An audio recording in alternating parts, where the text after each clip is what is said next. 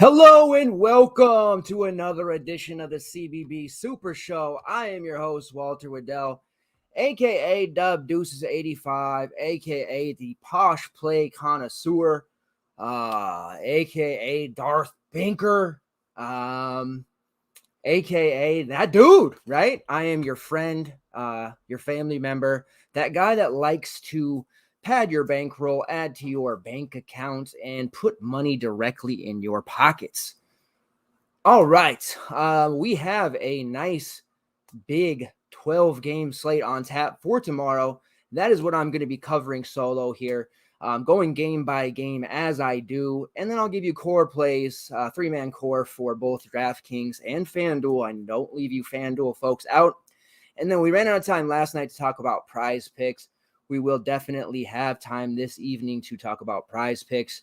Today's PrizePicks, my man PJ Hall with the just monstrous performance. Caleb Love, who I rarely highlight for PrizePicks at all. I certainly rarely use him in DFS.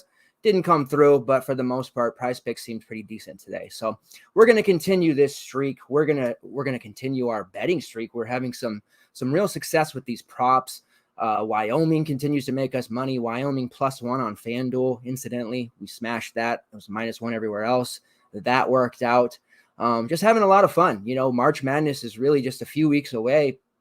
The opportunities to make money are still plentiful, but every day that ticks by is just, you know, another day closer to the off season and WNBA, which I hope you guys will follow me for that as well. If you're watching live, thank you. Please hit the like button, interact with the chat, you know, questions, comments, concerns. It really helps the video get seen throughout the algorithm. If you're watching on demand, please also still hit the like button and add a comment. You know, mention how nice my hair is, mention how cool my Penny Hardaway jersey is. I'm very inspired to wear jerseys right now by my guy, Mike Kutry, who has an endless supply of jerseys. I am definitely going to be stepping up my jersey game to the point where each show I'd like to wear a different one. So I'm in the market for a Brandon Goody UCF jersey. If anyone is a Floridian or a Brandon Goodwin fan, he is the actual first player in the history of the show, or since I started doing this, that interacted with me on Twitter. He's my guy eternally for that. The first real you know, man crush that I had on an athlete was B. Goody, you know, since I've entered the fantasy circle. Obviously, as a kid, Gary Payton, Sean Kemp, Ken Griffey Jr., Cortez Kennedy, you know, in the Seattle area, those are all my guys. But in the fantasy circle, it just doesn't get much better than B. Goody, Brandon Goodwin, who has interacted with me on Twitter many times, my boy. Hope you guys did well tonight. It was an interesting slate, a very big lack of value. I do know that the UCLA game is still going on. I've been kind of show prepping and you know, digging deep to find plays for tomorrow and just get ready for that. So I haven't really been paying attention to the slate the last couple of hours. I do know that there has been some up and down performances. I do know that our boy Johnny Davis and PJ Hall both came through. I do know that RJ Cole, Mr. Consistent, did not. So it'll be interesting to see how the night ends up. Hopefully, you know, we've got some folks in the mix for some big paydays and going to be a profitable evening. I did notice that Keyshawn Bryant did put up a massive game. Shout out to Eric Rasmussen. You guys may know him as Razzle. I'll give him his flowers, as the kids say. He did say that he was going to play Keyshawn Bryant. He felt a big game from him. We haven't had a big game from Key Bryant in a while. His coach plays him randomly 3 minutes, 7 minutes, 20 minutes. Tonight against Oscar Tshiebwe in Kentucky, he had a massive 18.14 rebound game. So, Eric, this drink of water goes out to you, buddy. All right. Let's dive into the slate. You guys are here for content. I want to give it to you. Let's absorb it. Let's get on the same page and let's win some money, because I really like this slate tomorrow. Today's, you know, extreme lack of consistent value was a bit of a heartache to really, you know, put together an adequate lineup on paper that you felt really good about. I mean, there's a lot of players you liked in the mid-range and upper tier. It was just those values that were really kind of meh. And then with, you know, Villanova guys playing, that kind of eradicated some of that value. So this slate, we have plenty of value. We have plenty of pay-ups. We have plenty of guys who feel a little underpriced. We have some classic posh play of the day types. We have some classic Walter Waddell sneak plays. We have brand plays this is the slate for you. If you like college basketball and you like me, this is the slate for you. So let's just dive right in. Ohio State versus Rutgers. I have Ohio State -2.5, an over-under of 136.5. I have my microphone in a weird place tonight, by the way. So if you are watching live and it sounds weird, please feel free to indicate that in the chat, and I will do my best to fix it. Tempo rankings, Rutgers 290, Ohio State 236. I did go through a few-week period where maybe I felt like I was the New Jersey guy and not Mike Kutry because I kept stacking Rutgers. I kept stacking Seton Hall. I just couldn't get enough of those two teams. I did get my fill of them. Seton Hall for sure. But Rutgers, I think I'm going to be ending up going back to them here, even though maybe the matchup on paper for them isn't all that great. Starting with the Ohio State. I need to get something for my my chair here.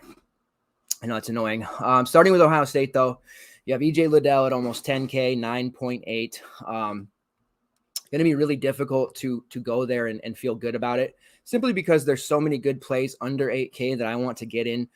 Tonight with my hybrid balance build, I went with two values, and then I really stuffed in guys from the 5.5 to 8.4-ish range and felt pretty good about living there. So if DK is going to start pricing the studs down a little bit, but the value's up, I'll just live in the mid-range and feel good about it. So that might mean that I don't end up using EJ Liddell in my main lineup on this particular slate. And it's not that I don't like him. It's just that for salary restrictions, I don't want to tie up all of my, salary into him when I think I can get two players for the price of one in the 7K range that can replicate his production and then some. And that's where we're saying, Cavassier, Mccahey, Nick Ongenda, some of these values we're going to talk about on the slate that are going to project well and optimizers are not safe. They have good matchups. They could produce. A Liddell and an Ongenda could, net you a 75 to 80 fantasy point score or more. Whereas maybe two 7K guys, they hit 40 each and I saved a little money, or they go even higher. Liddell gets into foul trouble, gets only 30. Ongenda gets 2 points. All of a sudden, my two 7K guys get 35 plus. I'm way ahead of that Liddell lineup. So just getting you guys to think of a little bit different builds here, because Stars and Scrubs has ruled and reigned supreme for so long this season. It's starting to change a little bit. So just for that reason alone, I think on the road, I may not have EJ Liddell. I just have some other guys that I want. Obviously, we went with the 3-stud build over the weekend. I think it was Sunday. All three of them, Terrell Brown, Keegan Murray, EJ Liddell, got us 50 points. It worked out great. He had a 49. I do see him somewhere between 32 and probably 38 fantasy points, which is a fine score on the road against Rutgers. Tough place to play. Kutry maybe will be at the game. It's just going to be a really tough spot for me to trust him. As far as the rest of Ohio State, and they're probably all fades at this point. Malachi Branham is a guy that we've used for quite a bit. He still played last game 32 minutes, had a pretty rough shooting afternoon, 3 for 12. That usage was still there. He underperformed. His price has gone up even further after a couple of 25, 33 fantasy point games. He's fine, but there's just way too many other plays on the slate to really use him yet. I'm going to go ahead and leave him on the sidelines. Hope he has a bad game and maybe that price comes back down a little further. For value, though, you do have Kyle Young at 4.6. You have Zed Key at 4.5. Both are fine. I think there's other value that we can definitely trust a little more. On the road, I could see Key getting into foul trouble. Kyle Young's minutes haven't really normalized to a level that you can really trust. They might be 16. They might be 24. So it's a little hard to get behind him as well. On the Rutgers side, we have some red hot players, guys that we want to consider for sure. Starting with Paul Mccahey at 5'8". He's having just a monstrous month of February. Something about this month is turning it on for him. 2 games ago on the first of the month against Northwestern in 44 minutes. Obviously, we had some extra time. 31 points, 7 rebounds, 7 assists, 4 steals for certainly a career high 57.5 fantasy points for him. He followed that up against Michigan State in an impressive 84-63 blowout victory with 15, 4, and 12 assists on his way to 41 fantasy points. Now his price falls to 5'8" for some reason I don't understand, which puts him firmly in play. He does have 25 plus fantasy points in 4 of his last 5 and 22 plus fantasy points in 6 of his last 7. He's playing really well right now. His price is definitely too low at this point. He comes with guard forward eligibility. There's a ton of, I don't know why this happens. Some slates will get guys with guard forward eligibility, and then some slates will have none. So I don't know how they come up with this, but Mccahey has that guard forward eligibility. If you're finding yourself not liking the forwards for whatever reason, you can use him in your forward slot. We also have Caleb Mcconnell at 4K as a nice value coming with guard forward eligibility. He's coming off a big 32 fantasy point game against Michigan State as well. In his last two of his last four, he's had 27 plus fantasy points. His minutes, obviously, if he hits over 30 minutes, he has a very good chance to pay off this 4K.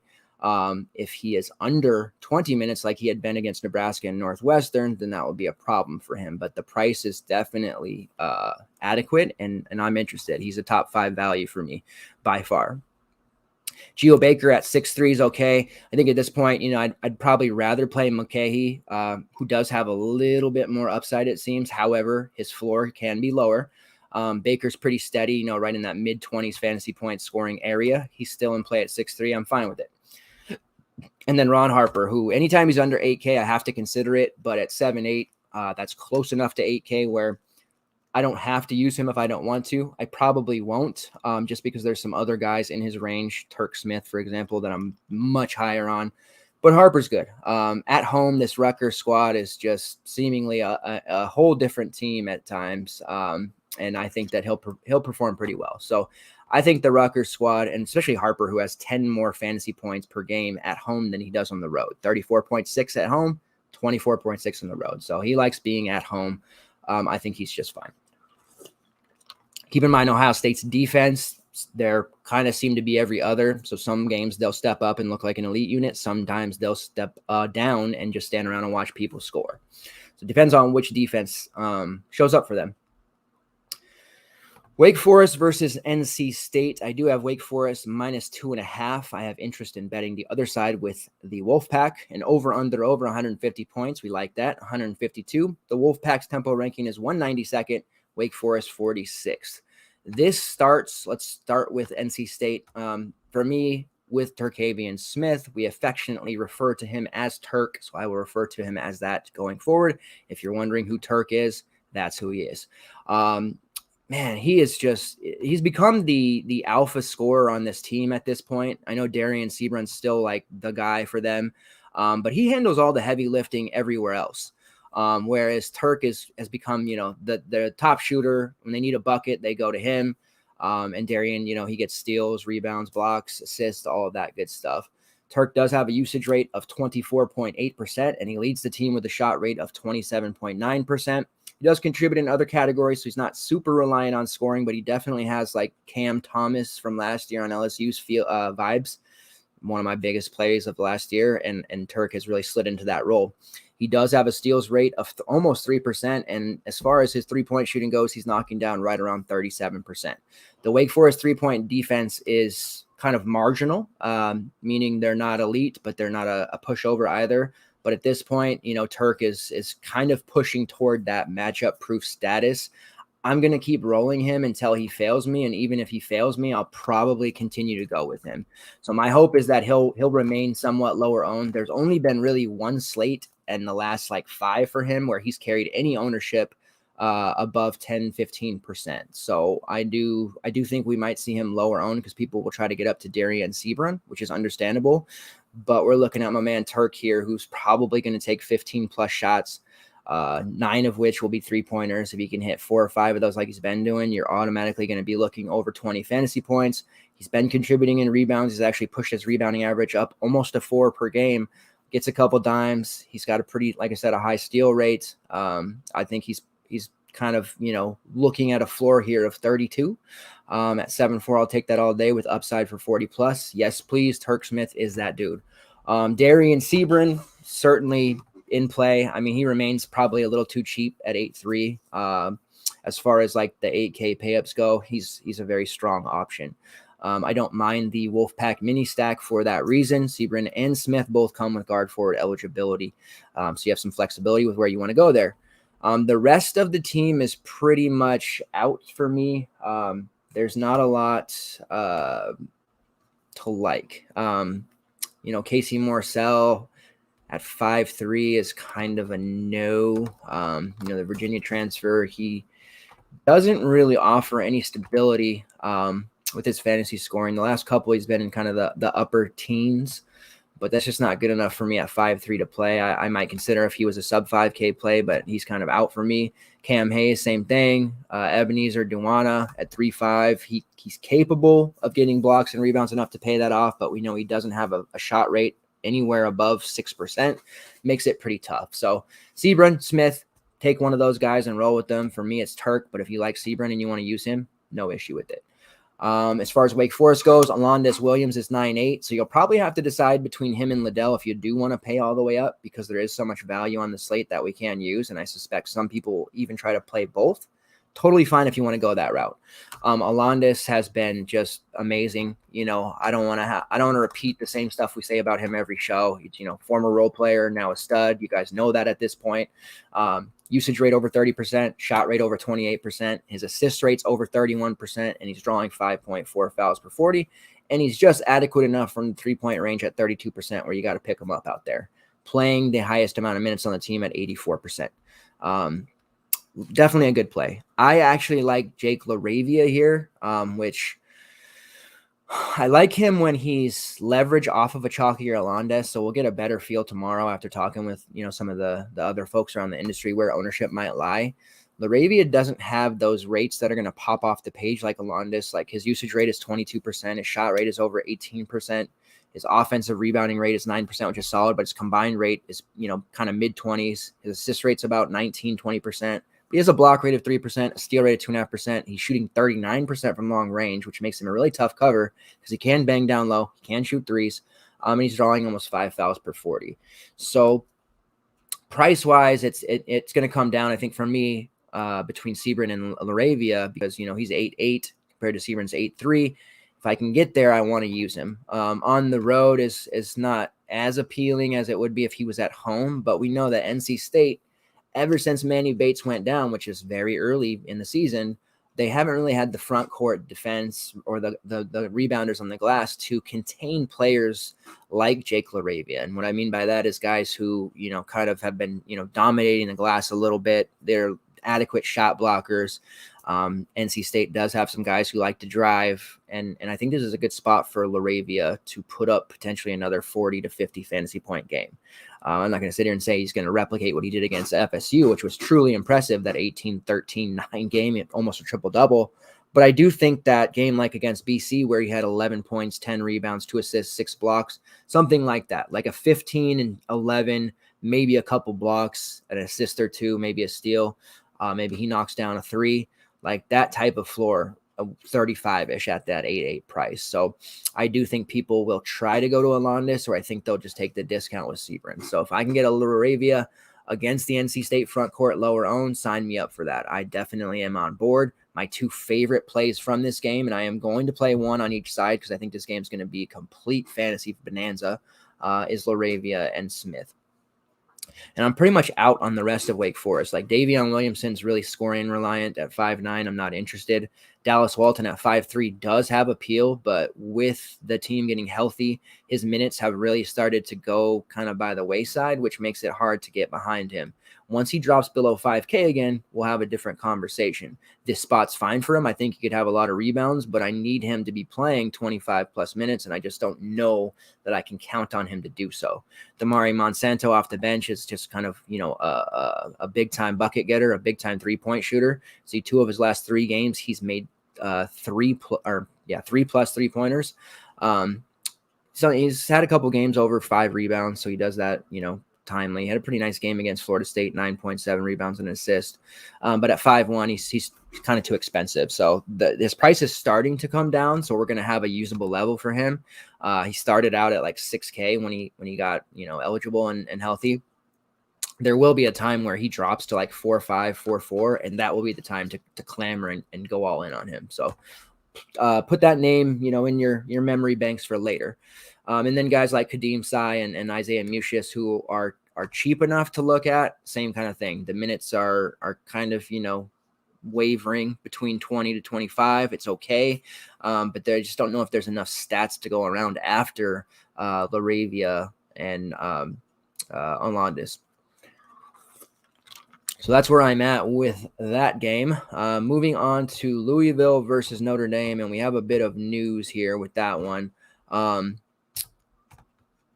the Notre Dame side, Nate Laszewski is questionable with a leg injury. So I guess he's officially been moved to game time decision. I see here on Twitter.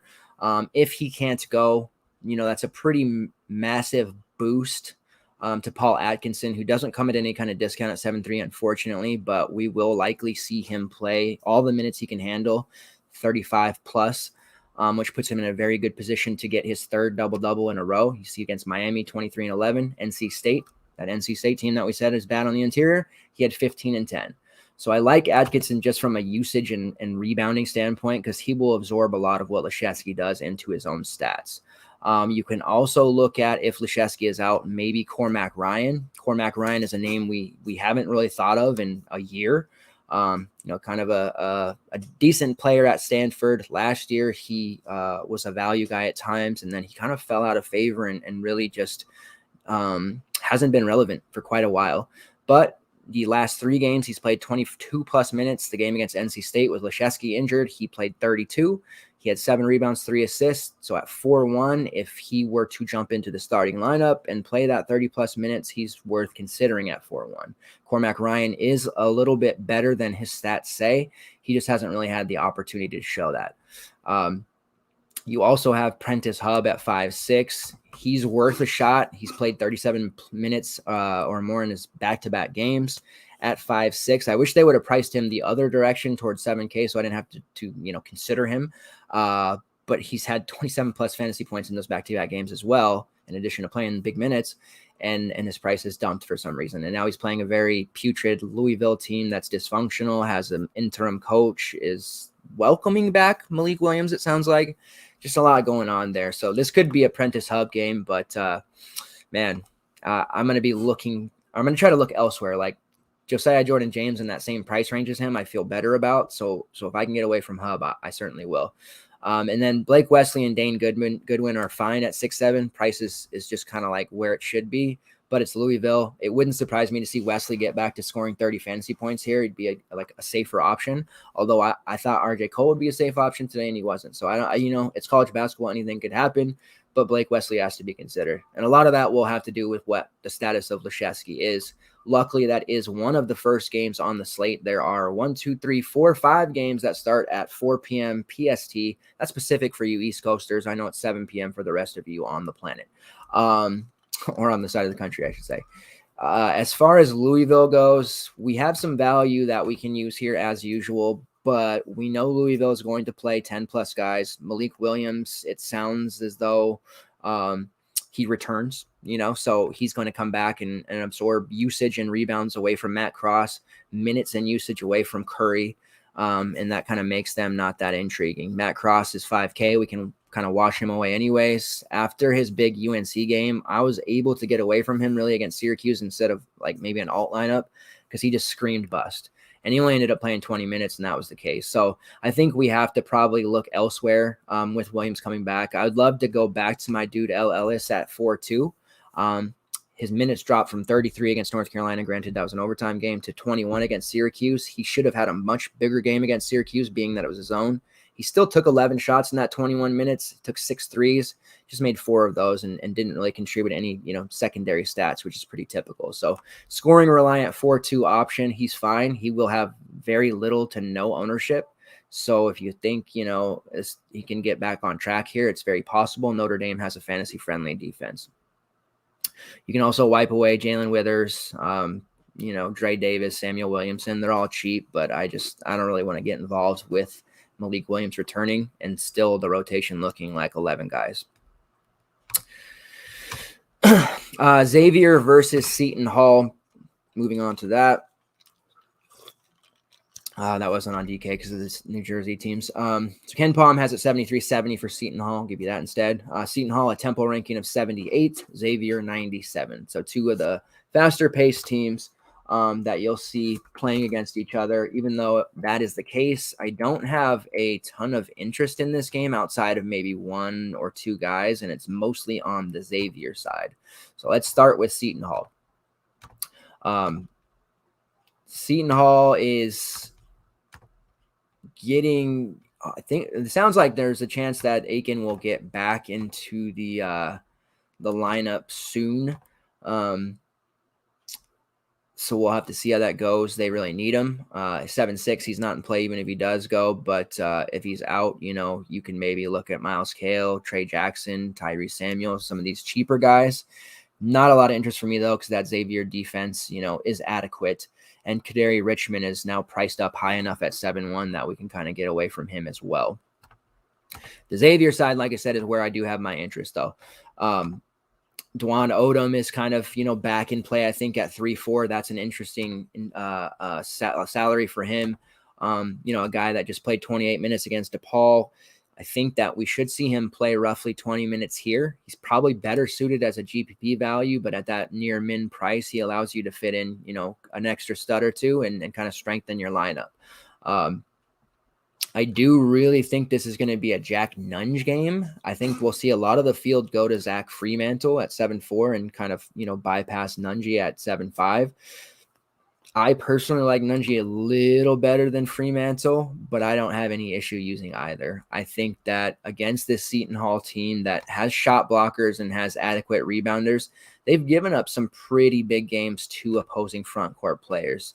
Nunge has a usage rate over 22%, a combined rebounding rate over 33%, a block rate over 7%, and he draws 5.2 fouls per 40. We see Fremantle has a over 20% combined rebounding rate, 23.6% shot rate, and he's drawing about 3 fouls per 40. So he's just getting back into the thick of things. He missed time and kind of was a little bit rusty there, but he has played 30-plus minutes in 4 straight games, 20-plus fantasy points in each of those. Definitely rounding back into form and becoming the Fremantle that we expected him to be, prior to going down long term. And then Nunge, just kind of anytime he's going to play 25 plus minutes and he's been starting, he's nearly a guarantee. Nothing is truly a guarantee, but nearly, a 25 plus fantasy point scorer. So he is relatively safe at that price. His road splits haven't been as good as when he's at home, but I'm okay with still using him. Probably will be more suited for like a qualifier play or a GPP play, maybe not so much cash, but like I said, feels pretty safe to me overall, and he has upside as well. And then Colby Jones at 7-2, Mr. Consistent. He's only been under 25 fantasy points once in the last, I believe, 8 games. So just the model of consistency. He's playing really well in conference play. Comes with guard forward eligibility, and he's kind of in that low 7K range that you can consider him. And most people that are going to go, Alondis and super value, they're not going to look at that 7K range. So you'll have him at sub 10% ownership with the possibility of 35 fantasy points here. Makes a lot of sense.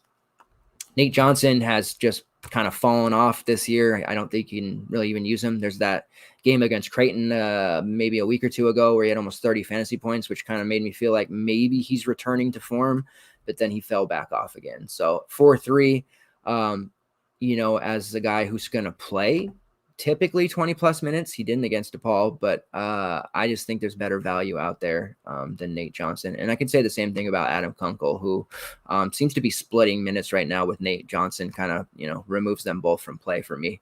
And then you have Paul Scruggs in the middle of that as well, right in between that 7-2, 7-4 price tag. His price has come down, which is, makes him intriguing. Paul Scruggs has been a guy that I really haven't used much this year, and it typically doesn't hurt me. He'll, sometimes pop a 40 in there and it's whatever, but he's just kind of, deferred to other guys, and he hasn't quite looked like the guy that I think a lot of us expected him to be when he decided to return to school. So he's definitely the 4th option out of the top 4 Xavier guys for me personally. You guys might feel different. Other content providers might feel different. To me, it's Colby Jones, Jack, Fremantle, and then Scruggs. All right.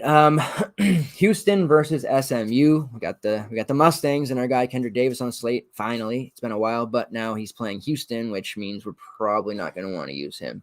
Houston is -7, 136.5 total. 304 tempo ranking, SMU 137. Houston, which has had terrible luck with injuries this season, losing Sasser, Tremont Mark. They've had various other injuries to their different players. Has now had one of their primary bench guards, Ramon Walker Jr., suffer a knee injury. He hasn't practiced the last 2 days, which is worth monitoring. He's a guy that's playing around 20-ish minutes a game for Houston off the bench. If he isn't able to go, that just shrinks that rotation down that much further. And Houston, there's so many good high-paced matchups and fantasy-friendly matchups on the slate that I think a lot of people, myself included, would prefer to just look elsewhere. But if they're not going to have another 20-minute player available, I have to consider guys like Jamal Sheed, Taze Moore for sure. Maybe a little Reggie Chaney as a GPP value at 3.7.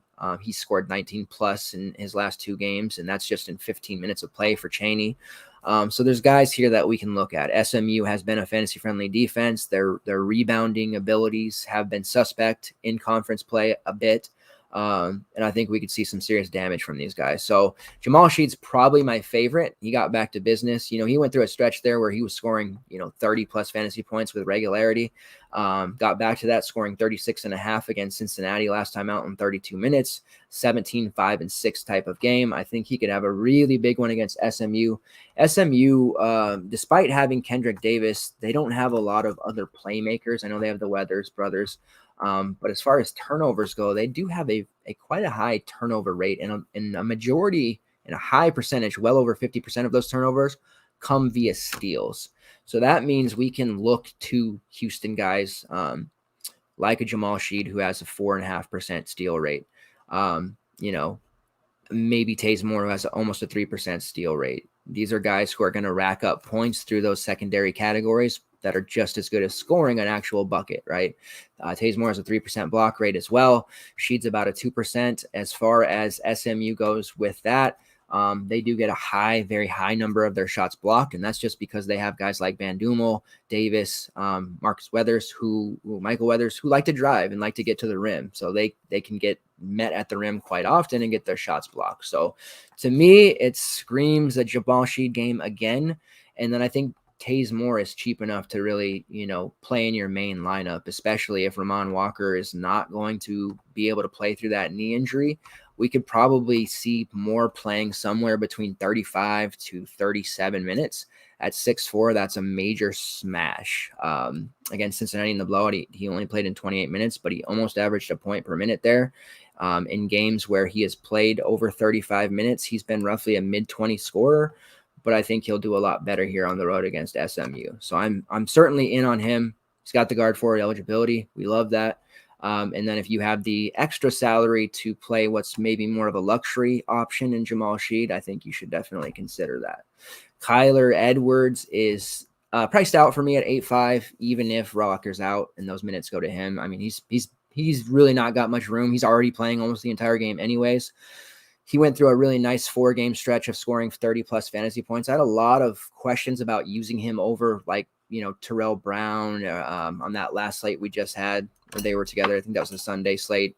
And it was in a situation where with Cincinnati, their defense doesn't get respected enough, and I think he was playing a little bit above his head.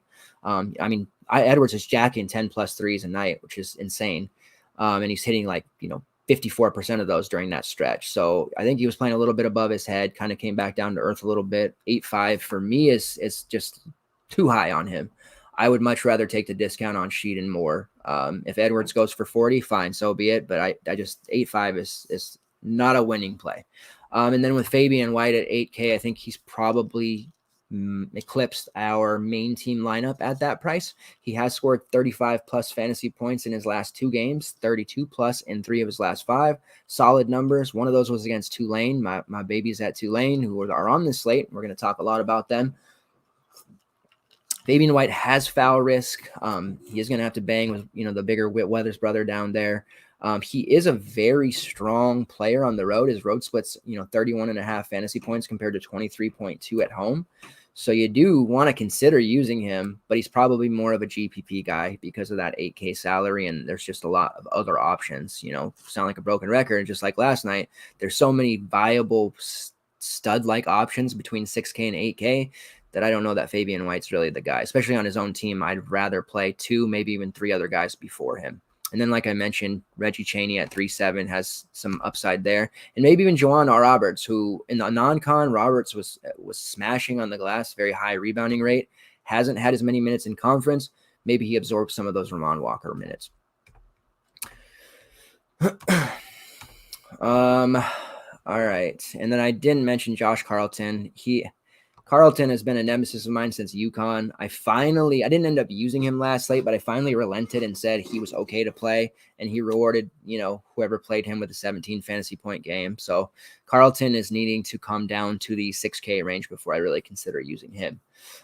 For SMU, Kendrick Davis is priced at 9.4. He has not produced enough to warrant that price tag. I feel like that price is just like his name. We're paying for his name, and that's it. Production wise, it just hasn't been there lately. Wichita, he had 19, Temple 14, USF 28, Memphis 27. Like, these are not good enough numbers to pay that 9.4. And he hasn't really, since conference play has hit and the doldrums of the conference play in like late January, mid-January, he's just not producing. I have Kendrick Davis in a ton of my season longs. I love Kendrick Davis. I worked hard to get him in my high stakes dynasty. It took me 2 years to trade for him because his owner didn't want to give him up. So I'm a little sad to see he's not producing, but I still am a big fan of his. But you can't use him here. Can't use Marcus Weathers at 6'9" either, or Michael Weathers at 6'4". Typically against Houston, you're not really going to want to use anyone. There are some cheapies, like Zurich Phelps at 3.3, like Emmanuel Bandumel at 4.8, but they're lower end values and more, if you're looking for leverage in lineup number 17 that you're making, that's when you use those guys. You don't play them in your main. And if you're running 3 to 5 lineups, I don't think they make the cut for that either. And Houston's just, an incredible team, and they're Calvin Sampson deserves coach of the year, national coach of the year, for what he's doing with that team, with so many players either transferring out, getting injured, or just, amazing. If he had the talent that some of these other teams had, or a full roster, I don't think he would ever lose a game, truthfully. And he's not leaving Houston anytime soon. It sounds like they're trying to throw, they locked him up for long term. So, all right, Baylor versus Kansas State. This is a game that I feel kind of indifferent towards for DFS purposes, but it's one I feel like we'll look back on and be like, oh, shoot, it's 82 to 80, with 2 minutes left and 5 guys are over 4X. Damn, we should have got more of it, and not Captain Hindsighting it. So I do feel like there's potential with this game. Baylor -6, 135.5 total. Baylor 156 tempo ranking, Kansas State 249. Starting with Baylor, Kendall Brown is kind of the first one that pops out at 5'6". It's a pretty decent matchup against Kansas State for his position. He doesn't have the highest floor at times, which is the main concern with him. But he's now starting to get cheap enough to where, I have, interest back in him. When he was up at the 6K range, I kind of wasn't that interested, but I definitely think I could see using him here. Again, Josiah Jordan-James is in this price point, a couple of other guys that I think I'd like over him. But if you're looking for Baylor exposure, I think it starts with him. And then right after that, it's Adam Flagler at 6'1", which is very good value, kind of a matchup-proof shooter. We know Flagler is a big-time scorer. He's healthy. Well, hopefully he's been in and out of the lineup with injuries and other ailments. Sounds like he's finally healthy and good to go. Has a 24% shot rate, shooting almost 40% from long range. He's just a really nice GPP play with high upside. Hasn't shown it recently because he's been banged up, but he's taking 10 plus shots with consistency, with 5 to 6 of those being at minimum from long range. And then you have, Jeremy Sochan at 6'1". He's okay. Everyday John, JTT at 5'1". He's sort of interesting for GPP purposes. And then Flo Thamba continues to be a low-end value. He's 3'6", going to play 20-ish minutes. Some nights he's blocking every shot or he's grabbing every rebound. He's capable of paying this off.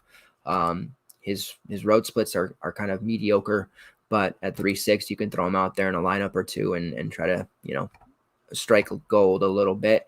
For the Kansas State side, I do respect Baylor's defense enough, even on the road, to not be targeting Nigel Pack at 7'7" in my main lineup at least, or Mark Smith at 6'9". I do think those guys are excellent GPP targets. I think Marcus Noel at 7K holds interest. I see Noel being chalky for this slate. He has been a little up and down in conference play, but when he's under 7.5-ish, he's got to be considered strongly like a top 15 type of play pre-lock.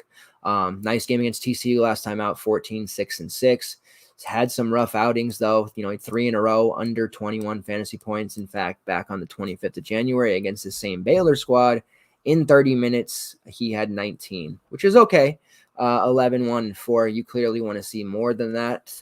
So I do have question marks about his upside, but I could actually see running him in your cash single entry stuff and getting that 4X from him at the $7K price tag. The big decision for me will be, do I finally want to get in on Mike McGurl, who has been a player at the beginning of the season when he was priced at 7K, and I had some subs asking, he does all these things and he's playable, and they had to learn the hard way that he wasn't playable. And even as a cheapie, he hasn't been playable. But I do have to recognize that McGurl is playing really well. He's playing big minutes. The last 4 games, he's been over 27 minutes. 3 of those last 4, he's been over 18 fantasy points in back-to-back games, one of which was against a pretty tough Oklahoma State defense. He had 6 points, 10 rebounds, 4 assists. That rebounding game came out of nowhere for him. Usually it's under 3. And then TCU 13, 3-3 with 2 steals, another 20-plus fantasy point game, knocked down 3 triples. McGurl is the 100% chalk value of this slate that has the highest bust potential.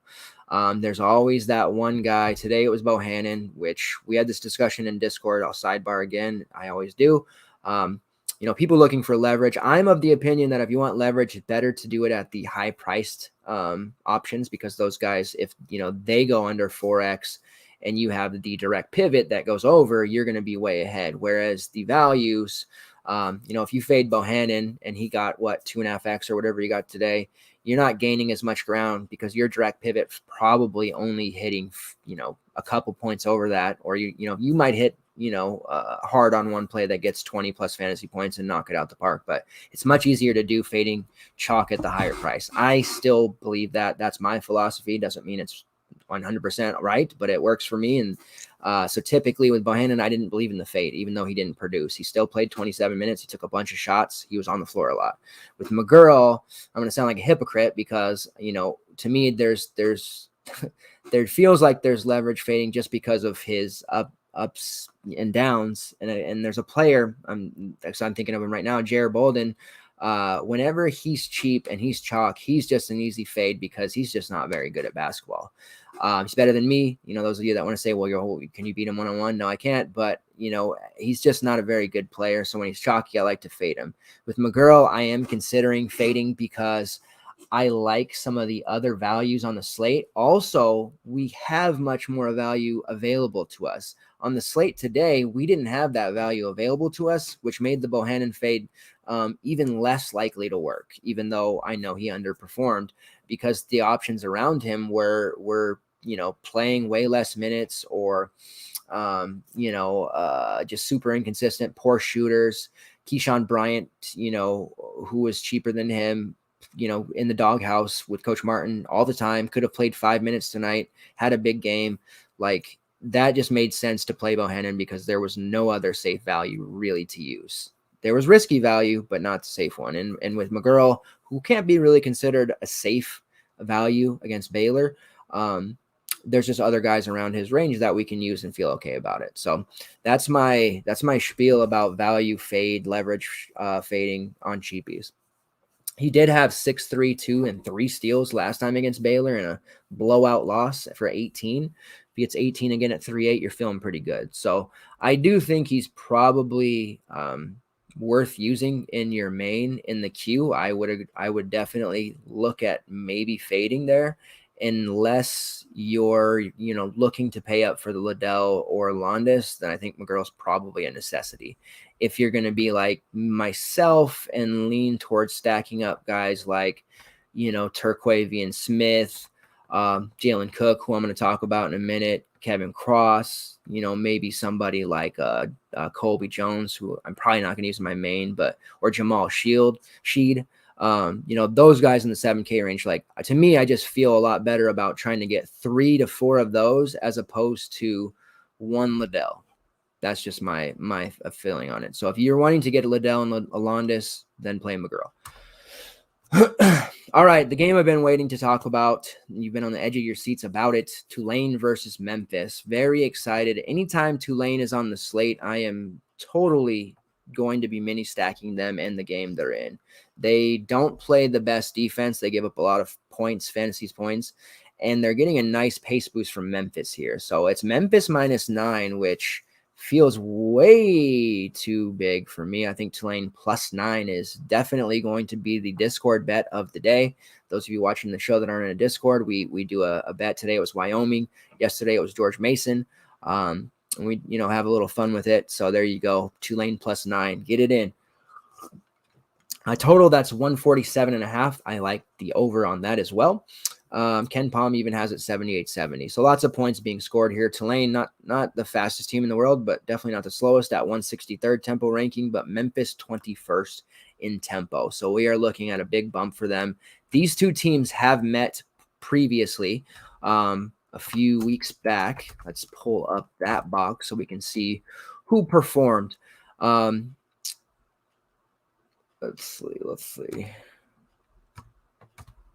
Okay, so 85-84 was the last time they played, and that was back on December 29th. So a game that went over 160. Tulane did win that game by 1. In that one, Jalen Cook had 25 points. Didn't put up a lot of other stats, but he did knock down 4 threes in 38 minutes. Zion James, who is going to be one of my top values today, he had 14, 2, and 5 with 2 blocks, 2 steals. Very big game. Kevin Cross, 15, 2, and 4. RJ McGee had 13 off the bench. He's kind of irrelevant to me at this moment with Devin Baker's emergence. And then Jalen Forbes only had 5, 4, 2, and 2 steals. Forbes has emerged as well. Still only a sophomore. This team is very young with Cross being a sophomore and Cook being a freshman. Next year and the year after, if these guys stay together, they're going to be really good. This Tulane team I'm super psyched about. Ron Hunter is a very good coach, and I hope they hit the portal next year to maybe get like a veteran presence. On the Memphis side, Alex Lomax had 5 points, 5 rebounds, 6 assists. Certainly interested in him. Earl Timberlake went nuts. He had 14, 8, and 6. They were missing people. In that one, Imani Bates was out. DeAndre Williams was out. So Earl Timberlake had a bigger role on the team, more minutes. Landers Nolly had 19, 4, and 4. Lester Q had 7, 8, and 1. And then Tyler Harris had 6 off the bench, and Malcolm Dambridge had 11 and 4. Again, they were missing people. This was before also Josh Minot was really getting minutes. This is right at the beginning of his run. In that one, he played just 16 minutes, but he had 8 points, 5 rebounds, and 3 steals. So you saw his upside there.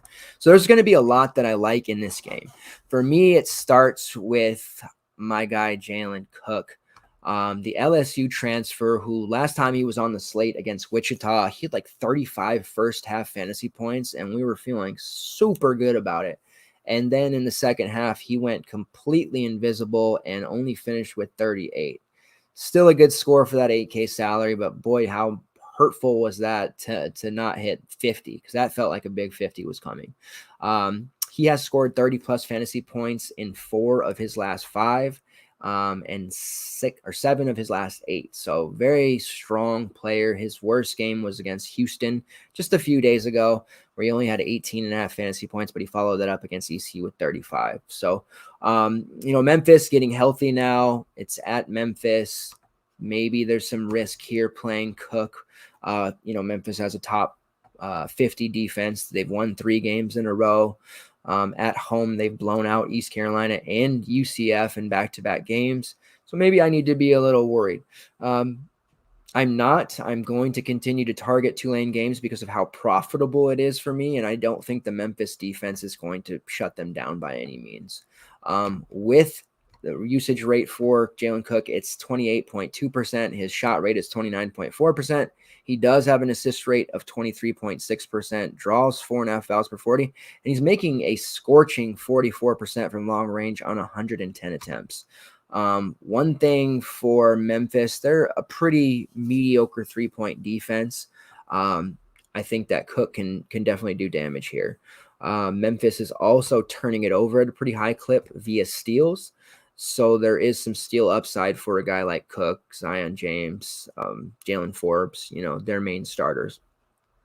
Kevin Cross is a guy I really like. I probably will use him in GPPs only. 7.2 is a good price for him. I think I prefer Cook for my main lineup, but Cross is a very steady 25 to 28 fantasy point scorer. Looking at rates for him, 28.4% usage rate, just the tick higher than Jalen Cook. His shot rate is 26.7%. He actually, as the 4 in the lineup, it has the highest assist rate at 28%. He does get doubled quite a bit, and he's a very effective passer out of the double team. And he has a block rate of 5%, drawing 4.6 fouls per 40. So we can get some foul trouble on these Memphis guys between Cook's drives and Cross banging down low. Jalen Forbes is playing 88% of the minutes. He's shooting 38% from long range. He's really emerged over the last couple of games in conference. More of a GPP guy because of his price. And then one of my favorite, if not the favorite value of the slate for me is the freshman Zion James. He's playing 85% of the minutes, which is top 90 in the country, has a steal rate of 3%. You'll look at it and you'll see his usage rate and his shot rates is under 15%. So you might think, well, what are you talking about? He doesn't have a very high, rate. I get that. Sometimes, these guys, when they're cheap like this, they do enough in other categories. And especially lately, look at what he's been doing.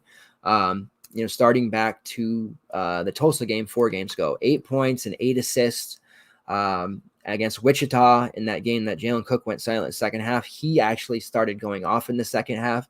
8 points, 6 rebounds, 4 assists, 2 steals, and 3 blocks.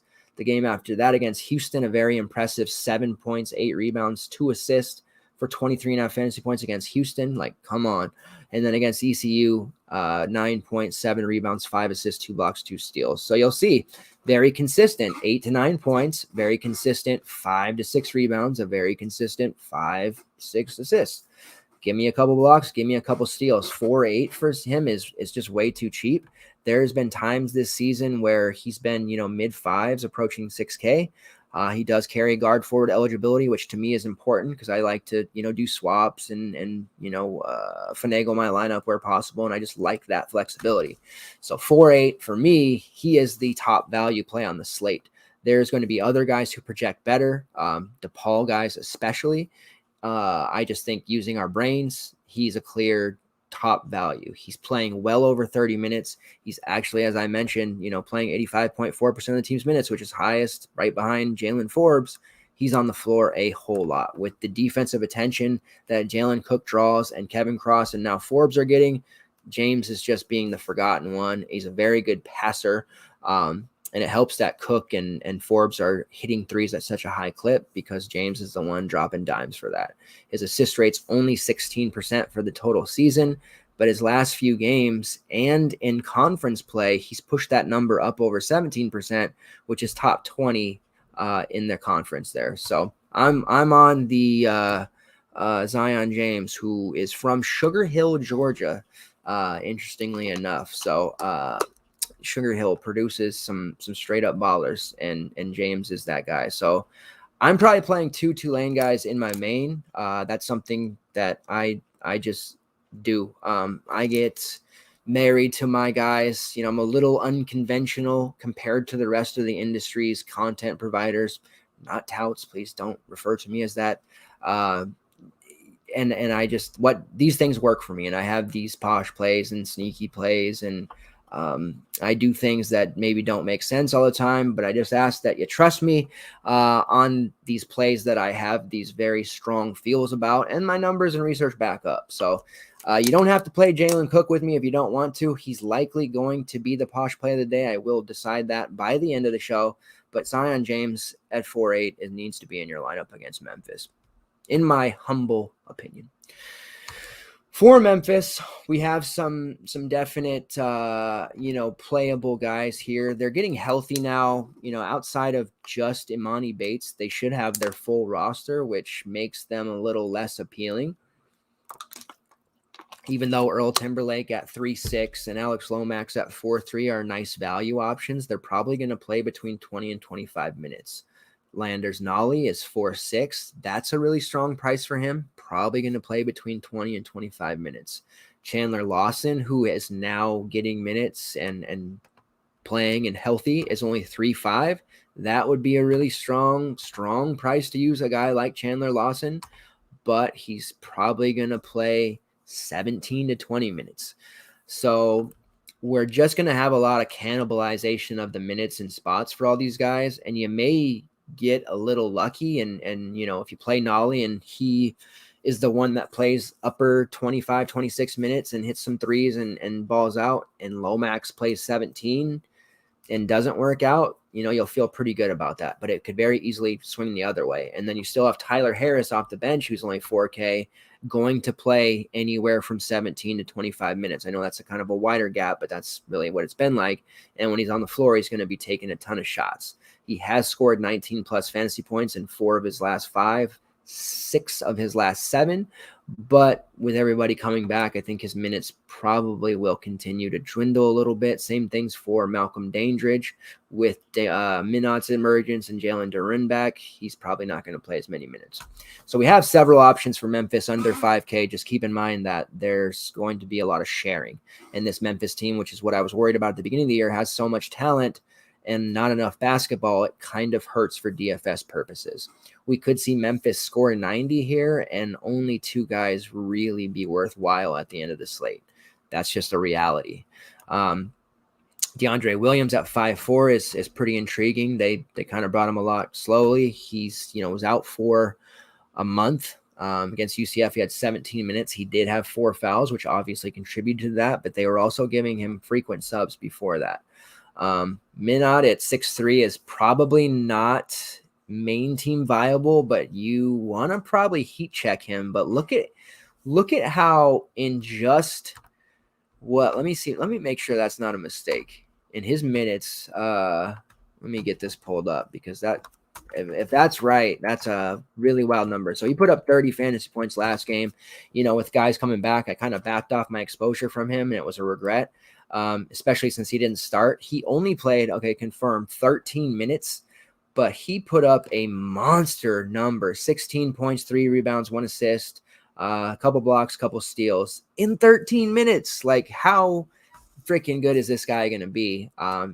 He returns next year with everybody going out. Hardaway will probably, Penny Hardaway, speaking of, probably reload on, like he has. He's already signed a couple of guys, but Minot deserves to be the star of this team next year. He deserves to be the star of this team this year. Right now, there's just a lot of mouths to feed. So GPP extraordinaire. And then Jalen Duren at 7K. Solid play. Bigs have really diced up Tulane. He didn't get to play against them last time. That was during the stretch that he was out, missing time. Came back against UCF, 22 minutes, 14 and 10, 2 blocks on his way to 36 fantasy points. Definitely viable if you want to go there, if you can fit him. I will probably not use him in my main, but again, a really solid GPP option. But because of the fact that all these Memphis guys are going to be likely under 30 minutes, it's just going to be really hard to pick them right. Though there's definitely some landmine potential here. But a great GPP game, mini stacks, you run in the jam, 15 to 20 lineups, or you max it, you could probably get 10-ish builds out of this game alone with stacks and hit very hard. So keep that in mind as you're building. All right, next game. Alabama versus Ole Miss. Have the Bama as -5, 143.5 over under. Bama 18th tempo ranking, Ole Miss 288. So starting with Alabama, you have the usual cast of characters, Javon Quinterly, Jaden Shackelford, Keon Ellis. They're all priced about where I would expect them to be. Shaq at 8.4. That's a really tough price for me to get behind against Ole Miss. He could still put up 30 plus, but I just think the opportunity cost is too high there. I would rather play Cook. I am biased though, so keep that in mind. Quinterly at 7.3, same thing. I mean, that's just the price he is. 25 fantasy points, 28 fantasy points, maybe 30. It's okay. Same thing with Keon Ellis. Like, I'm expecting him to put up 25 to 28, 7.9. Just, that's good. And JD Davison at 6.2 is now priced out. As much as I love JD Davison, he's going to have to come back to the 5K range before we play together again. I think if you're using Bama guys, it's either Noah Gurley at 3.5, it's Charles Bediako at 4K, it's Juwan Gary at 4.2. Certainly don't be confused and say think I'm saying to play them all together or something, but you can get some value out of those guys. They are under the risky value category. Bediako, especially with his foul rate, he's definitely a guy I have interest in the long term, especially coming in, next year as well, assuming he does. He has a block rate of 9% and an offensive rebounding rate of 12% and a top 80 offensive rating. So typical for bigs like him. They get a lot of bunnies and whatnot. I definitely think I want some GPP exposure to him. I will probably rotate through Gary and Bediako in a couple of my alt lineups. Bediako had 27 against Kentucky in just 20 minutes, 12, 8, and a block and a steal. Solid score. We're starting to see bigs do some damage against Kentucky, so save that for later. That might be an emerging DVP spot to look at after we saw what Keyshawn Bryant did to them. And then Juwan Gary at 4.2. He's a really high foul risk. He's playing around mid 8, teens to low 20s minutes if he can stay on the floor. And then Noah Gurley's just been bumped with the recent emergence of Bediako, the health of Miles. His minutes are sitting around 17 to 20. So kind of hard to feel excited about any of those guys. Foul rates, like I mentioned, are high. Noah Gurley, 5.9 fouls per 40. Juwan Gary, 5.5. Charles Bediako, 5.8. Darius Miles, 5.3. James Rojas, 6.1. All of the bigs on Bama are foulers. So I would not recommend using any of them in your main. But yeah, GPP, go wild. What do we want to do with Ole Miss? The cheap prices of Ole Miss have my attention. We have the return of Jarkel Joyner. 5'4". We have, Robert Allen out for the year. We have Deshaun Ruffin, unfortunately, the talented youngster, out for the year. So Joyner's return is a welcome sight for Ole Miss. They did play him 40 minutes against Florida last time out. He definitely was very rusty after not playing for a month. 3 for 10 from the field, 1 for 7 for long range, 14 fantasy points. I would have loved his price to be a little cheaper, but at the same time, I'm actually fine with it because if he was like 4 or 5, he would be 90% owned, which is very stupid for a 12 game slate. Usage rate was only about 14% in those 40 minutes. I think we'll see that number rise significantly as he kind of shakes off the rust. He is somebody that we're accustomed to seeing, have a mid-20s usage rate on this team and be a 15 to 18 point scorer while putting up 20 plus fantasy points. So I'm definitely still watching him here. I don't know if I'll end up going there. I think if anything, I'm going to look towards the bigs because we know from our, handy dandy notebook that shows us DVP that we keep a record of. I know I do. And I tell you guys, hey, add this to the DVP book. Bigs, right? Bigs against Bama. So does that mean Nizier Brooks versus Bama? Maybe. 7-1 is not very appealing. Cue the Big Brother, the blonde from Big Brother, the cringe gif that I like to post in Discord all the time. It's just a nasty price. I think I may find myself in my main build going back to Luis Rodriguez for the first time in nearly 2 seasons. He hasn't been really putting up very many fantasy points at all during the last year or so. But with the injuries, ailments, ineffectiveness, the growing pains of this Ole Miss team, he's had to step up and play much better and return to the more aggressive version of himself. And we've seen him play big minutes now. 30 plus in 4 of his last 5. We've even seen him score 22 plus fantasy points in 3 of those last 5. And he's doing it very quietly. In fact, that no one's really talking about him. At only 4 or 5 guard forward eligibility, we certainly have to consider him. I think he is trending towards top 5 value for me. He is a guy that I have a tremendous amount of respect for because I've watched a lot of Ole Miss games. I watch a lot of the SEC Network. I like to watch them. And he does play really, really aggressive. He's very active. It just doesn't always translate to the box score. He does have a 7.5% offensive rebounding rate, a 3.3% steal rate. He's shooting 32% from long range on 75 attempts, which is kind of right in line with his career average, I guess. His usage rate is up slightly in his career. His shot rate is up slightly for his career. Rebounding numbers are kind of on par. And then the steal rate and block rate are about the same. So he's still playing the same, but it's just recently that they've called upon him to step up more. So I like him quite a bit here in this spot. I think it makes sense as long as he doesn't get into foul trouble. If this was on the road, I'd be very concerned. He does have a knack for picking up fouls because he is so aggressive with reaching and trying to make the play on steals. But at home, I think we might be okay. You also have Jermaine Breckfield, the transfer, 6'8", 220. So he definitely qualifies as the type of build that could give Bama trouble at just 3'8". If we get, 25, 26 minutes out of him minimum, I think he could definitely pay off. Against Florida in effectiveness, he just played 16, but the previous 4 games before that, he was right around that 25. Not a super high upside, you'll see if you look through his logs, but it's just a good matchup for him as long as he's going to be on the floor. I think we'll certainly see people probably play Ty Fagan at 3'8". I don't know that he gets to face the part of the Bama defense, though, that is going to be soft.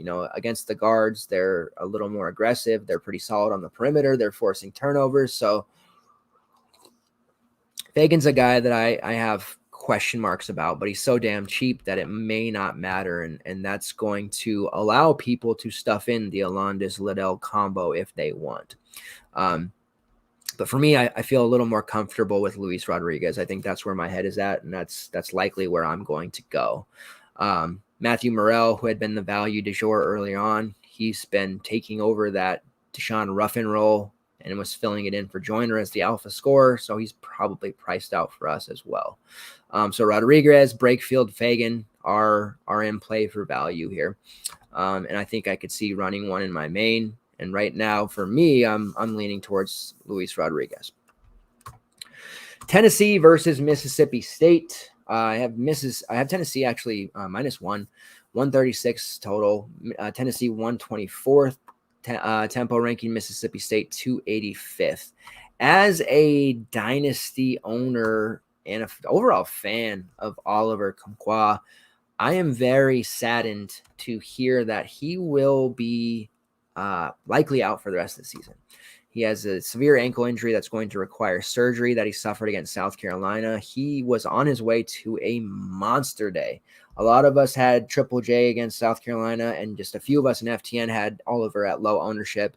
And he had 19 fantasy points in 17 minutes before he got hurt. And it's clear to say that he would have put up a pretty fat number.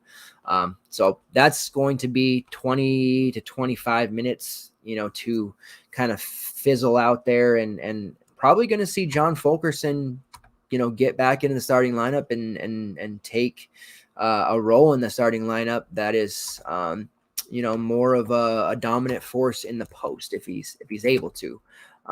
Fulkerson really took a back seat since getting hurt, to Kumquat. He, hadn't played the last couple of games. He was starting and just playing, 16 to 20 minutes. It sounded like he was in the doghouse a bit when he was starting. There was a game or two in the middle there where he got benched. So they're going to have to, see something from him. They're going to need him, to play much bigger minutes. I think the last time he started was January 15th against Kentucky. He's come off the bench in every single game since then, and in late December he missed a couple of games, obviously because of various ailments. So we may see him jump in the starting lineup. He is 4'7". I think the matchup against Mississippi State is fairly neutral for his skill set. I have concerns about using him, obviously, but he's going to have to play a lot. We also could see Uros Plavsic play 25-ish minutes now without Oliver on the court. And at 4'3", he's not really all that bad. He had been priced in the 5K range because he had played fairly well. So he's definitely an interesting kind of GPP option, I think. He does have a combined rebounding rate of 30%, 13% of which is on the offensive glass. Fairly strong 7-footer that is capable of getting a lot of rebounds. Mississippi State has been a strong rebounding squad, though. They're 19th in offensive rebounding efficiency, 39th in defensive rebounding efficiency. They don't get many of their shots blocked.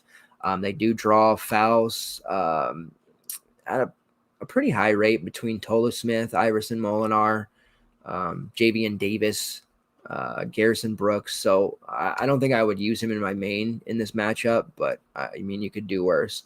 My main play that I want to use, and I mentioned him a couple times earlier, is Triple J, Josiah Jordan James.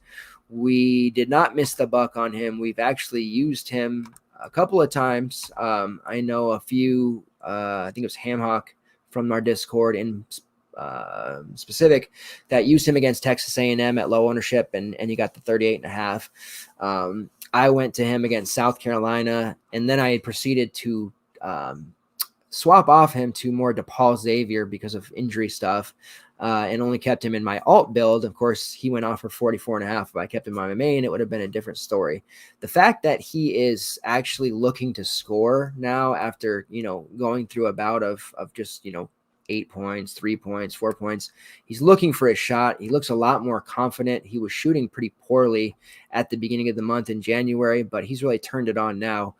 7 for 14 last time out, 4 for 7 against AM, 4 for 10 against Texas, 3 for 8 against Florida. And he's hitting threes now, 3 for 7 against Texas, 4 for 9 against South Carolina. And we know he's always going to put up, peripherals and other stats, rebounds, assists, blocks, steals. That's just really what he's going to do. So if he can add 12 to 15 actual points on top of what he already does, which his secondary stats, peripherals, are worth 20 fantasy points typically, we're looking at a guy that at 5'7" has the opportunity to shatter the slate for a third game in a row.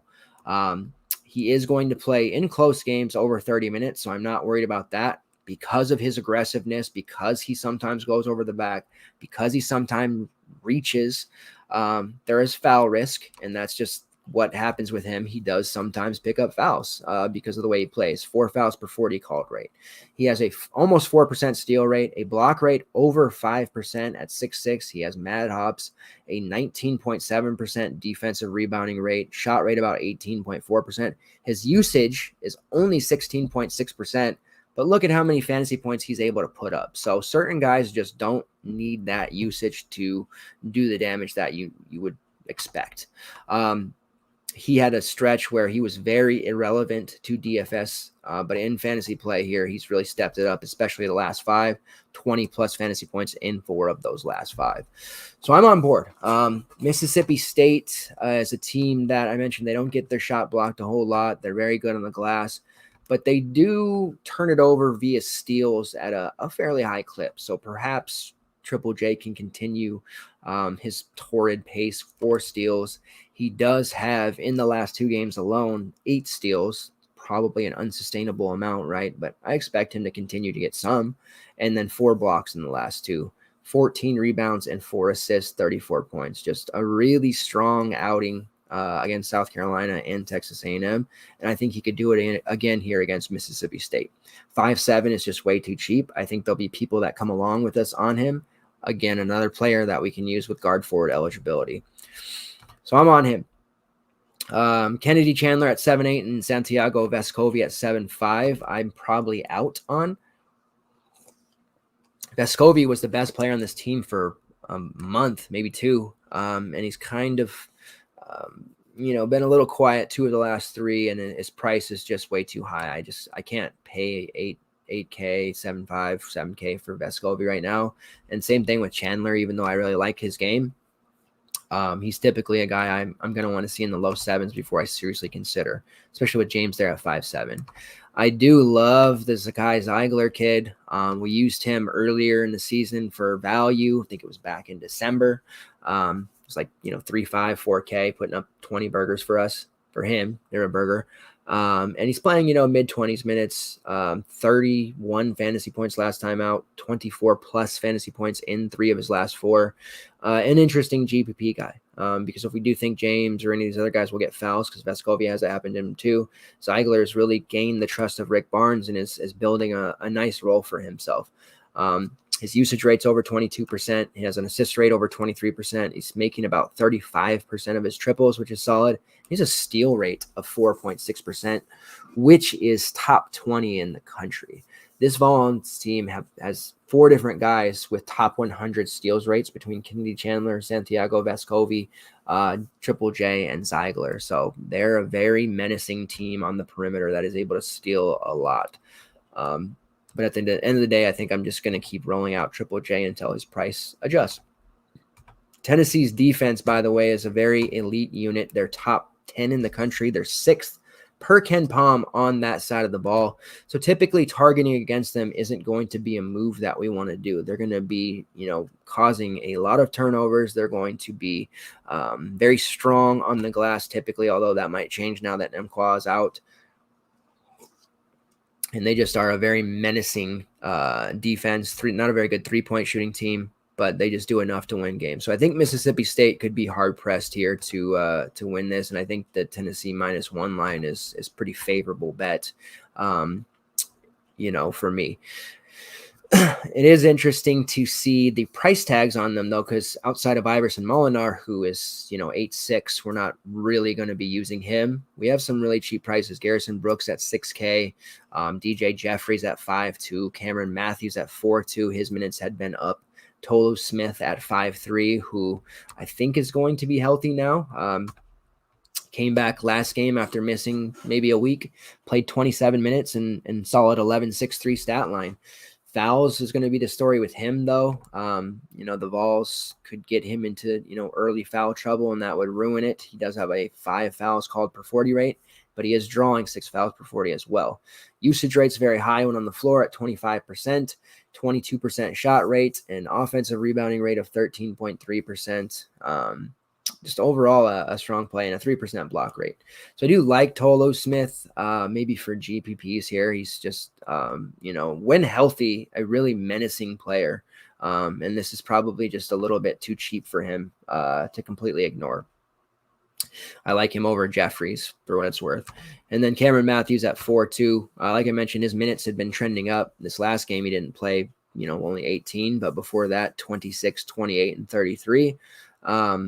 2 of those 3 games, he had 18 plus fantasy points. So another guy that you can consider for value, but the matchup is extremely brutal against the Vols, to the point where I'm probably not going to be using any of them in my main lineup. That is Mississippi State, but I think I will get some exposure to Tolu Smith for now.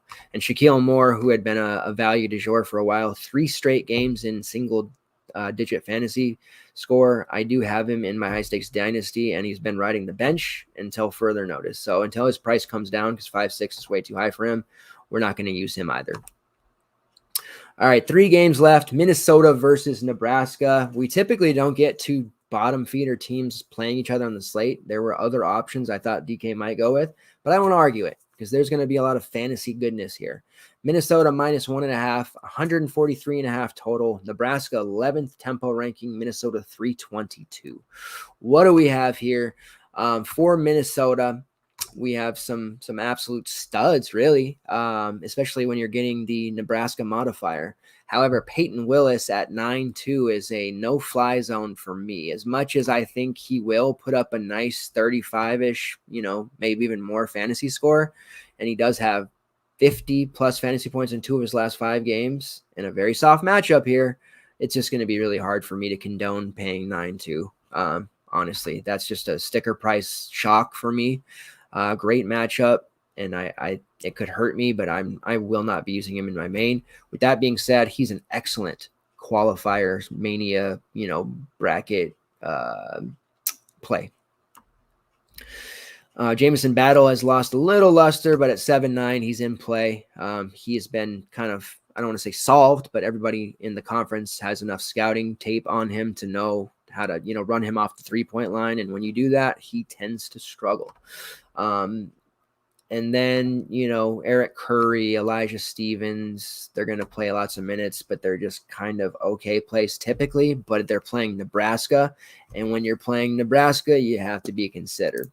Now, I will be interested to see if Luke Lowy draws a ton of ownership after what was just a really strong 32 fantasy point outing against Iowa. That's not typically what you'll see from him. We saw him a couple weeks back against Rutgers in 40 minutes score 19 points, 2 rebounds, 3 assists on his way to 27.5 fantasy points. But that was when Minnesota was down to like 6 guys. And he just had to, get there based off volume, took 14 shots. But we did see, and then we kind of saw him fall back to the Lowy that we had seen most of the season. Against Purdue 2 games ago, though, he shot 10 times, so he got back to trying to shoot a lot. And then, very efficient 7 for 9 against Iowa, 4 for 5 from long range for 32.5 fantasy points.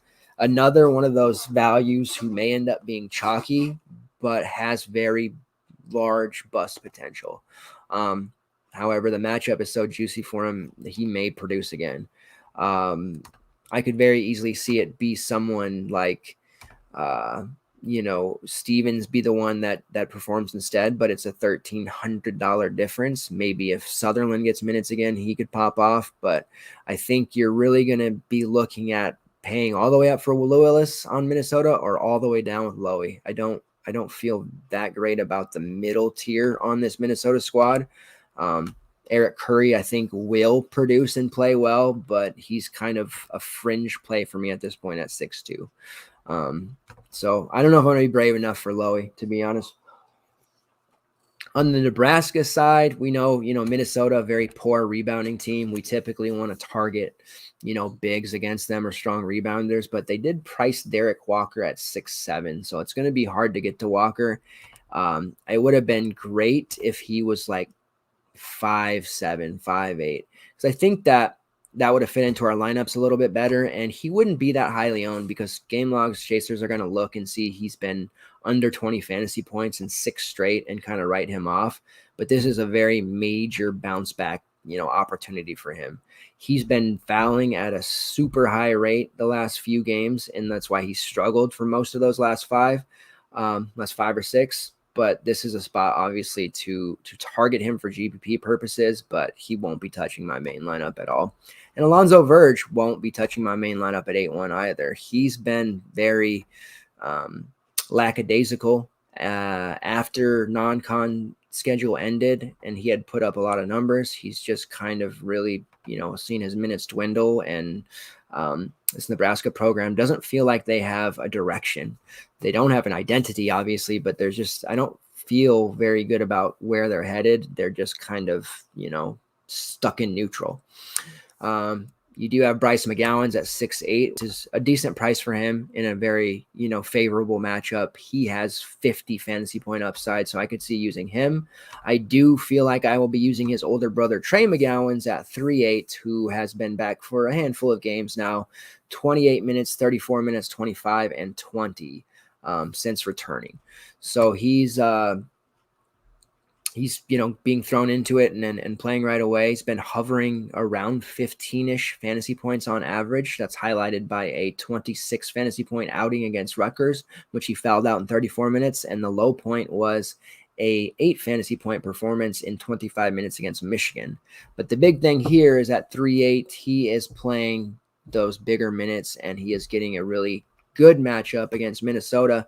And he's able to do some things while his brother is mainly a gifted scorer and can get it done on that side. We know that Trey's more of the defensive stopper when healthy. He's a capable rebounder, a guy that can drop assists when needed, and just kind of fill out a box score when he's at the height of his health. We saw him at Pitt put up some big numbers, at times next to Adi's Tony. So I'm a fan of Trey. I think that 3.8 is a fine price to get him in there and try to squeeze out a 20-point outing. I think that is a realistic realm of possibilities for Trey McGowan's.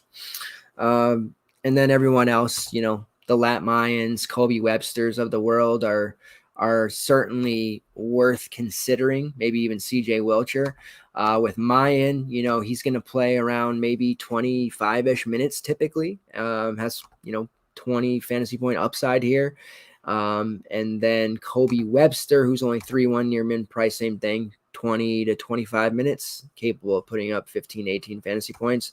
Lower end values. I trust McGowan's more, being Trey, and then maybe Mayan if you want to roll some GPP stuff, but it could be an ugly game. Stacking that one in one of your alt builds makes a lot of sense. All right. Next game, cruising right along here. Texas Tech versus Oklahoma. Texas Tech -3, a total of 127.5. Texas Tech 243 tempo ranking, Oklahoma 265. We had a injury scare with Terrence Shannon last game. It seemed like some sort of knee hamstring issue. Now he is officially a game time decision for this one. So that's good. That means he's not out for the season like we might have thought. So we'll have to keep an eye on that one because there's potential value even in kind of an uglier matchup. And then Adonis Arms, who is only 3.9 and has been a popular value of late, is also dealing with an injury. So he is officially tagged as a game time decision, some sort of upper body injury. So if you are looking at this one, it's one of the final games of the slate on the night set. If those two guys were to be out, I think we could definitely look at Malik Wilson at 3-4, somebody who would play upper 20s minutes and put up 18 to 20 fantasy points. So he's got to be a guy to look at. Maybe Davion Warren would get a nice boost to closer to 30 minutes as opposed to the lower 20s like he typically plays. He's flashed 30 fantasy point upside in the past, definitely a capable scorer. So I would be looking at him. And then as far as like pay-ups or mid-range goes, Kevin McCullough at 6'6" and Bryson Williams at 6'8" have kind of become the 1A, 1B of the team. Kevin Obenar has not really captured the Oral Roberts magic that he had last year coming over. It's been a bit of a struggle for him, which I'm slightly surprised about, but we've seen good mid-range, mid-major players struggle at the upper tier level. So I think, Malik Wilson is probably in play. Those guys are probably more, if you're playing the night slate, worth looking at. And then for Oklahoma, we had seen the Groves brothers, starting to lose minutes to Shargoa, Harkless, Mywin. They weren't fantasy relevant. But then suddenly Tanner Groves against Oklahoma State in a loss, played 30 minutes, but took 17 shots and put up 35 fantasy points. So pushed his price up a little bit to 6.5. He's playing a very tough Texas Tech defense. So I typically don't like targeting against them, but I think Groves is probably the most viable Oklahoma guy. And then I would look at possibly an Ethan Chagua. If you think he can get about 20-ish minutes, he can pay off that 3.6 price point, but this is probably a no-fly zone. You're not going to pay off value very often at any price against this Texas Tech defense, which continues to excel in the Coach Beard, the ex-Beard era. And then the last game on the slate, Georgetown versus DePaul. Certainly a game with plenty of fantasy upside. DePaul -8, which might even be a little high for them. Even bad as the Hoyas are, maybe +8 is good. 145.5 total. Ken Palm even has it 80 to 70 for DePaul. DePaul 98th tempo ranking, Georgetown 40th. So we're going to see a lot of fast-paced, up-tempo action. A little bit of sloppy ball handling on both sides, so I think the steal upside is big for both teams. We know Biggs against the Hoyas has been a very profitable DVP spot, so shot blockers especially are just raking over Georgetown, big-time rebounders, and the DePaul team doesn't necessarily have bigs that we can call slam dunks or rely on, with a lot of confidence, but they're cheap enough to take shots on. And that's, Yoranai at 4.4, Nick Ongenda at 4.5. If either of those guys see 20, plus minutes, I think they definitely pay off against the Hoyas. Fouls obviously being the main concern there with those guys. Ongenda has a foul rate of 4.3 per 40, URNI 5.9. So that's definitely, could cost them. I think on the Hoya side, they do enough to draw fouls for that to be a risk. But I do have some interest in Ongenda, especially when you look and see that he played 37 minutes against Xavier, which is the most minutes I've seen him play, I think, in my entire life. So if we can get that kind of minutes from him, certainly worth considering. But I think he's more of a secondary kind of fringe top 5 value for me. Same with URNI. Fouls be damned. He can score 20 fantasy points in 15 minutes, just a little bit riskier, but the matchup is amazing. I do like Brandon Johnson if you want to pay a little higher at 5'8", because we know with JFL ailing, banged up, maybe out again, he's going to play 30-plus minutes. There is usage available for him, and he's a pretty safe 25 fantasy point scorer in this matchup. Looking at rates, Johnson has a pretty decent 17.2% defensive rebounding rate, draws about 4.3 fouls per 40. Ongenda, an 8.3% offensive rebounding rate. And then you have Anai, who has a 32% combined rate. So really strong rebounders at each side for those three guys. They should be able to take advantage of this matchup. And then another, value guy there would be Jalen Terry at 4.9.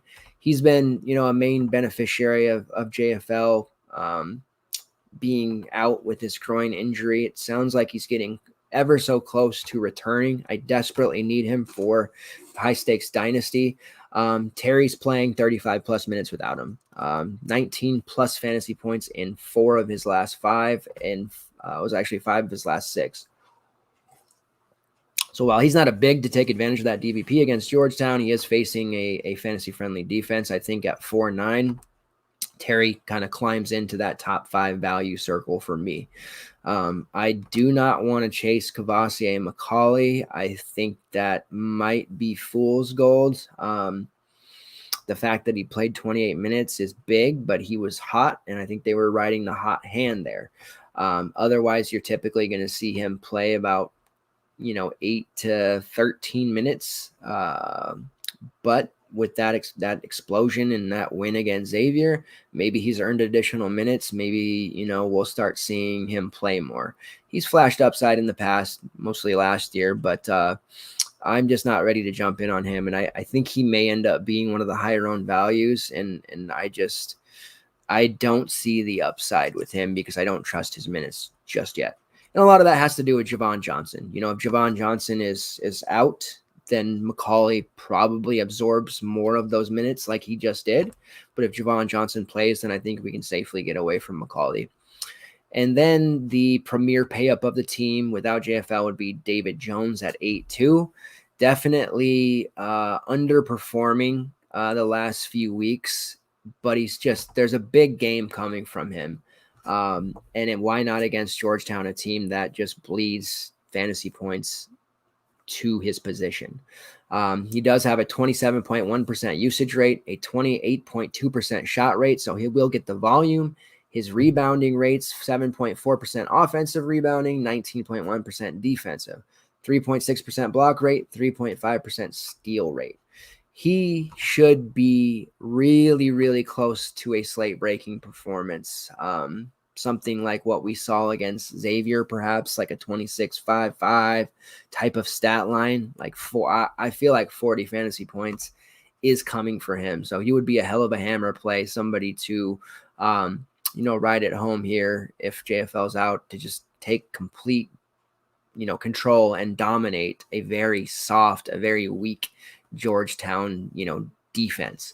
Mutombo, Holloway, these guys that are ever improving for Georgetown, they're not there yet to the level of where they're going to slow guys down. So I'm really considering paying up for David Jones. I don't love that 8.2 price, but without JFL, I think it's definitely a main team play. And then for Georgetown, Ryan Mutombo at 4.1, I really like. I used him last slate that they were on just a few days ago.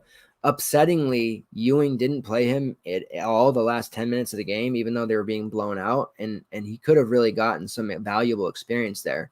So he played 18 minutes. He had 13.5 fantasy points. He's actually scored 16 plus in 2 of his last 3, and that was when he played 20 plus minutes, which he's done in 3 of his last 5. Really strong overall rates for him, especially on the glass. I feel like Ewing can develop him, but he's just making kind of a erroneous decision not playing him there in a spot where the game was over essentially, and you could have got him valuable minutes. He does have a 16.4% offensive rebounding rate, a combined rate over 32%, a 9.4% block rate. He does draw about 4 fouls per 40, also gets 4 fouls per 40 called on him. Pretty decent free throw shooter, 72%. He's 7'2", 252. Like, the kid needs to play. I'm thinking it's time to get him in over Timothy Ighoffey. Go a little bit bigger in the lineup and play him over Colin Holloway even, for God's sakes. Like, he needs to be on the floor. So I like playing him. Anytime he's under 4K, I think I'll just play him. I don't care what the matchup looks like. Now that he's 4-1 and the minutes are kind of erratic there. And there's other value on the slate that we can maybe trust a little bit more. He'll probably, fall out of my player pool, but I definitely like him. And then Amino Muhammad at 8K he will be a fade for me just because the price is up. Hilariously enough, he went from being major chalk against St. John's when he busted to hardly owned against Providence, and he put up 33. That's so typical for certain players, and that's just DFS, baby, right? So he's okay at 8K. Donald Carey at 7.5 feels high. Dante Harris at 6.8 feels high. It is a good matchup. DePaul's defense has actually somewhat improved recently. I could see some of these Hoyas guys coming out, making value, but the prices on them are all just a little bit too high. I think we can find some better plays that I've already highlighted. Turk Smith, for example. I think he's a much better play than Donald Carey for around the same price. Just makes too much sense. Amino Muhammad, I think I'd rather play David Jones, Jalen Cook over him. But, being that it's DePaul, there's going to be a lot of points scored here. He could work out. My core for each site, we've come to that point now. I'll start with Fanduel, actually. Jarkel Joyner, who I think is far too cheap over there. Josiah Jordan James and Jake LaRavia, who's under 8K. Definitely a fan of his on Fanduel. And then as it stands right now with my DraftKings core, Turquavian Smith, just a lock, solid lock. Triple J at 5.7. And then Jalen Cook, who I expect to be low owned. And I am going to go ahead and dub him as the posh play of the day against Memphis. Let's continue our posh play streak. Still running quite high. I think we've only missed really on one posh play in the last 3 weeks. So let's keep that going. Let's see if PrizePicks is up. Before the show, they didn't have anything. They may be up now. Yep, there they are. All right. Let's give me a second to look through here.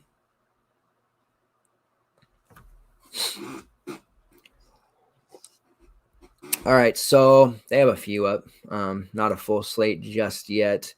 I like Kendrick Davis under 28.2 fantasy points. You don't hear me talk about unders very often, especially not against my boy Kendrick. But against Houston, I think you may be hard-pressed to pay that. And I also think the under on Emmanuel Bandumo under 20.4 is in play as well. They'll add more, so that's really all I'm seeing right at the moment. I will have the PrizePicks tracker loaded nice and early. I've already got my exposures on the FTN site listed for you guys to start checking out. Kutri will be handling the core plays right up, but I have a bunch of notes and stuff, so I will post in the Discord, additional thoughts and tempo rankings and stuff, but definitely check out Mike's article when that drops in the morning.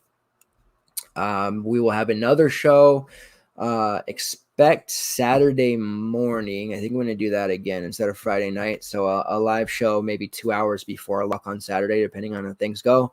Just breaking down that big slate, talking about any injury news or answering any questions that you guys might have.